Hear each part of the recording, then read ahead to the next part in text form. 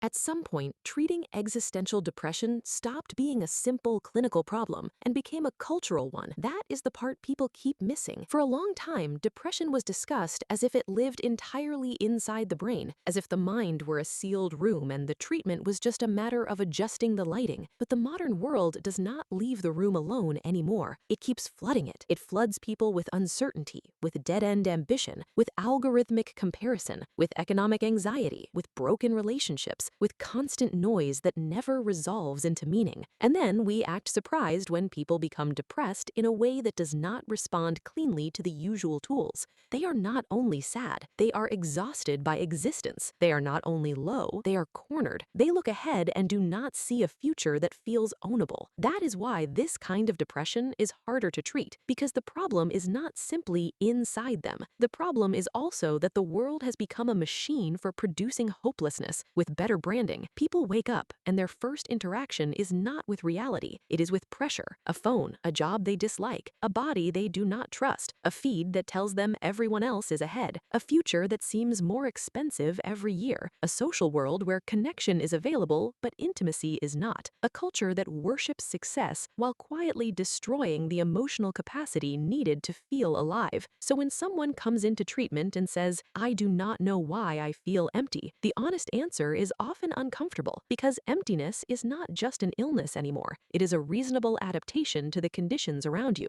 That does not mean the emptiness is correct. It means it makes sense, and that is exactly why it is dangerous. The mind starts confusing adaptation with truth. It starts saying nothing matters, when what it really means is nothing in my life currently feels stable enough to anchor meaning. That difference matters, because if we misread the signal, we miss the actual wound. And the wound today is not only chemical or cognitive or even emotional, it is existential. People are being asked to build a life on top of instability while pretending the ground is solid. That kind of demand slowly hollows a person out. It turns hope into a performance. It turns discipline into panic. It turns ambition into numbness. And then the treatment problem gets harder, because now the person does not just need relief from symptoms. They need a way to live inside a world that keeps training them to believe they are disposable. The old model of treatment assumes that if the thought becomes healthier, the person will become healthier. But existential depression laughs at that model, because the thought is often already accurate enough to hurt. The issue is not always distortion. Sometimes it is orientation. The person is not thinking incorrectly. They are standing in front of a future that feels barren. That is why standard approaches often fail. If a person is depressed because they believe they are worthless, challenging the thought can help. But if a person is depressed because their life has become a field of dead ends, then telling them to reframe things can feel insulting. You can only ask someone to think differently when there is still a visible path to walk. When the path is gone, the mind begins to freeze. That freeze is one of the defining features of existential depression. The future collapses. Possibility shrinks. Effort starts to feel irrational. The person is still functioning, but only in a lateral way. They go through motions without moving forward. They scroll, they browse, they entertain, they distract, they consume, they simulate life without entering it. And because the modern world gives endless ways to do this, the condition gets worse without looking worse. A person can be highly stimulated and deeply dead inside at the same time. They can work, post, reply, binge, plan, and still be spiritually immobile. That is one reason treatment is harder now. The disorder is less obvious. It hides inside productivity. It hides inside competence. It hides inside "I'm fine." It hides inside the person who keeps showing up while quietly dying from the inside. And when they finally ask for help, they are often already tired of every usual answer. They have been told to exercise, journal, meditate, take medication, think positive, go outside, get a hobby, be grateful, try harder. Some of those things help some people, but existential depression is not primarily a problem of effort. It is a problem of meaning that has lost its gravitational pull. The person does not lack tasks. They lack a reason that can survive contact with reality. That is why they can't simply be talked out of it. The mind is not looking for a slogan. It is looking for a bridge, something that connects suffering to direction, pain to purpose, effort to a future that does not feel fake. Without that bridge, any advice sounds like noise. And the more noise they hear, the less they trust their own inner life. So the treatment challenge grows, not because people are weaker than before, because the world now produces a much deeper and more convincing form of meaning collapse. The deeper problem is that existential depression is often fed by a broken relationship with time. The person does not experience life as a rhythm anymore. They experience it as a trap. The past feels like evidence. dominance. The present feels like maintenance, the future feels sealed shut. That is a brutal combination because a human being needs all three in motion to stay psychologically alive. The past has to become memory, not prison. The present has to become action, not waiting. The future has to remain partly open, not predetermined. When those three get damaged, the self starts to flatten. People become less spontaneous, less curious, less playful, less willing to risk disappointment. They stop beginning things because beginnings expose them to uncertainty, and uncertainty now feels unbearable because they have already been hurt too many times by the world, by other people, by their own failures, by the sheer unpredictability of adulthood. So the treatment has to do more than lift mood. It has to restore rhythm. It has to create movement where the person has become frozen. That means the answer is not always comfort. Sometimes it is structure. Sometimes it is service. Sometimes it is small acts of agency repeated long enough that the nervous system relearns what forward motion feels like. Sometimes it is getting out of the endless loop of self-reference and doing something that matters to someone else. Sometimes it is forcing contact with reality again, so the person stops living entirely inside the echo chamber of their own dread. Because existential depression is self-sustaining when attention folds inward too much. The person keeps asking, "What is my life for?" But the question slowly becomes poisonous if it never leaves the head and enters the world. That is where modern life makes everything worse. It gives people endless private spaces to overthink their own collapse, endless screens, endless comparison, endless consumption without contribution. So the treatment has to interrupt that loop. It has to restore friction, but not pointless friction, meaningful friction, the kind that comes from building, helping, training, creating, showing up, failing, adjusting, and trying again. The kind that reminds the body it is still capable of causing a future to happen. And that future does not need to be grand at first. It just needs to be real enough to touch. The old mistake is assuming meaning appears first and action follows. In existential depression, action often has to come first. Meaning trails behind it, gradually, like light after a storm. You do not always think your way into life. Sometimes you have to behave your way back into the possibility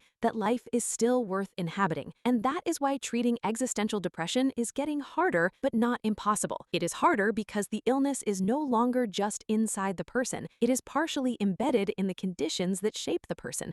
Unstable economies, fractured communities, digital overstimulation, weakened attention, outsourced identity, and a culture that sells reassurance while starving purpose. It is harder because the traditional tools were built for a cleaner version of suffering, a version where the mind's errors were the main issue. Now, the mind is often reacting to a genuinely disorienting world. That means treatment has to become more honest, more existential, more behavioral, and more alive. It has to stop pretending the person only needs insight. Insight is useful, but insight without movement becomes another way to stay stuck. The person needs a renewed relationship with agency. They need to feel that their actions still alter reality, even if only in small ways. They need to be reminded that the future is not a verdict. It is a negotiation. Not everything is open, but not everything is closed either. That slight opening is where treatment begins to work again. The goal is not to force optimism. Optimism can be fake. The goal is to restore contact with a future that is incomplete,